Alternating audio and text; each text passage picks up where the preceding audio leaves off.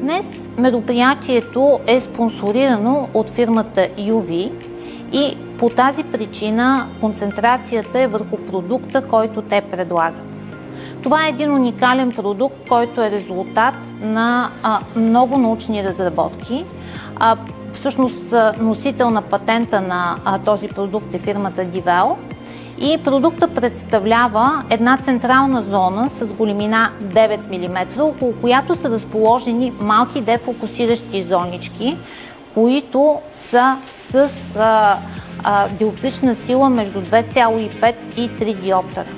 По този начин се постига една прецизна дефокусировка пред периферната ретина и по този начин се намалява възможността очната ябълка да расте.